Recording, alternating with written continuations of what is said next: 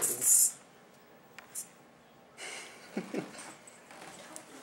then you have to show my audience. Allez, c'est qui?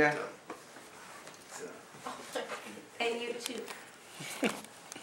Okay. What is that? Okay. Hi, my name is Charlene, and this is my demonstrator, Jubby. And today we're going to be teaching you guys some basics to child CPR.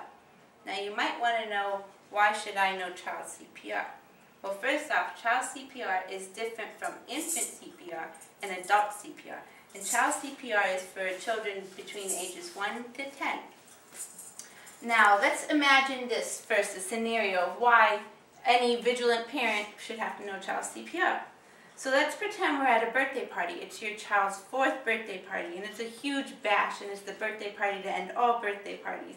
Everything's going smooth, the children are having a blast, and the parents are mingling, but suddenly you hear a shriek, and Steven's mom comes running over with Steven in his arms, and Steven's limp, and she doesn't know what to do. She's so panicked, and all you could think is to call 911. You're not prepared for this. The ambulance says they're not coming for another 5 to 8 minutes. So what can you do to help this child? Well, that's what we're going to teach you today. So let's pretend this is our Steven down here. Lay down, baby. Come on.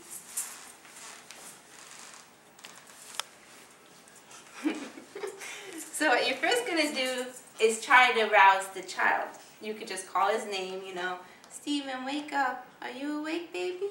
You know, if he doesn't respond, you could listen for his breathing by just putting your ear to his mouth.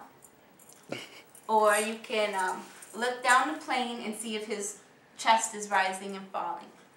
If it's not, you could continue on to CPR. The first thing you're going to do is position yourself for CPR. And now for a child his size, you want to get put your knees right against his body. And it's going to be between his shoulders and his torso.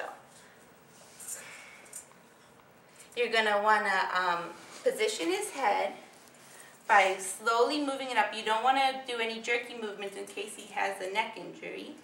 And you're going to do the head tilt chin lift by pulling his chin up slightly and tilting his head back, just like this. And now you can access his airways by looking in it to see if anything's in there. And if you could clearly see the object, you could scoop it like this. You have to curve your finger and scoop it. But if it's lodged in any way, you do not want to touch it because it might go back farther.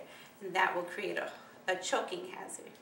So, yes, it will. So, then, next, you made me forget.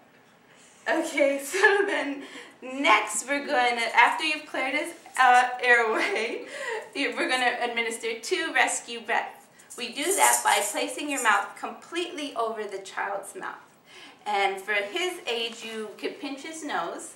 And you do pinch his nose, put your mouth over it, and give him 2 breaths. And these are hard breaths. You're going to make sure that his chest rises and falls. And you can see that when you do it. And then from there, if nothing happens, if he doesn't start coughing or anything, you continue to chest compressions. And with chest compressions, you are going to take the heel of your palm and place it right here. You could remove their shirt if it's possible, or lift it up so you can see. And you're going to place it, can I see this, baby? You're going to place your palm right on his breastbone, right below his nipples. And you could use your other palm to hold his forehead to make sure that his airways are still open, because this tilting keeps his airways open. And now you're going to press down 30 times, hard and fast. And when you push down, you're making sure that the compression pushes 1/3 to half the width of his chest. And these compressions are hard and fast. And you do not take any breaks, and you do not stop. You have to continue this. If there's no response, you do your 2 rescue breaths again. Pinch his nose, put your mouth over his mouth, and do your breath. And then you could continue on with 30 more compressions.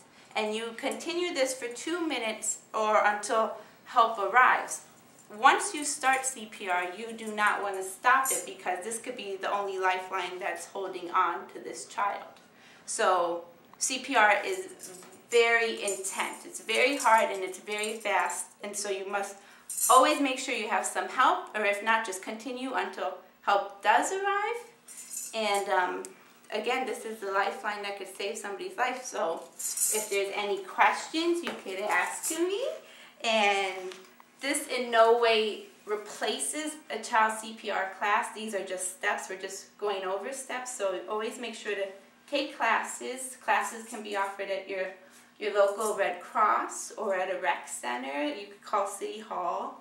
They're usually no fee or very low cost classes. And that's it. It could be you could save a life just by doing CPR, and it's always better to do something than to not do anything at all.